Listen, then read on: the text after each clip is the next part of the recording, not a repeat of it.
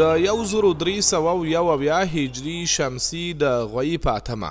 د افغانستان ولس د وخت د کمونیستي رژیم چې د ډاکټر نجیب الله په مشرۍ و پر وړاندې بریا خپله کړه. مولوي ګل محمد الیاس د کندوز د اطلاعاتو فرهنګ رئیس وایي د افغانستان خلکو په 1371 هجري شمسي کال کې هغه 14 کلنه تاریخي دوره چې د 1350 هجري شمسي د غویي د اومې خونړۍ کودتا سره پیل شوې وه او د پخواني شوروي اتحاد له ملاتړ څخه برخمنه وه پای ته ورسول او د وخت کمونیستي رژیم یې نسکور کړ. اتم دسمبر د افغانستان په تاریخ کې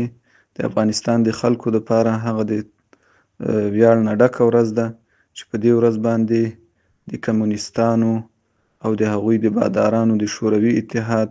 جنازه د افغانستان نه پورته شوې ده. په دې ورځ باندې د افغانستان مجاهدینو او د افغانستان ولس هغه د خپلو قربانیو او د جهاد هغه محصول لاسته راوړی ده چې هغه د افغانستان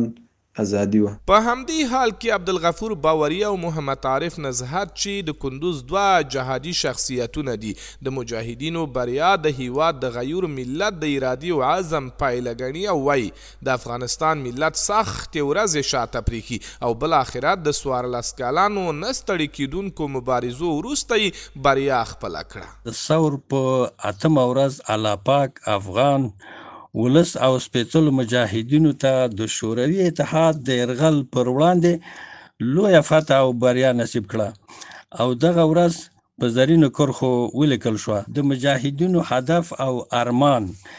اراده د شرعی نظام حاکمول و. با این پیروزی بزرگ اتحاد جماهیر شوروی وقت عظم می پاشه و جمهوریت های آسیای میانه که چندین دهه تحت سلطه شوروی بود به آزادی خود رسیدند و این یک نقطه بسیار قابل بحث و توجه در تاریخ معاصر که پیشتر گفتم و همچنان برای مردم افغانستان است که مثل بابا و اجداد خود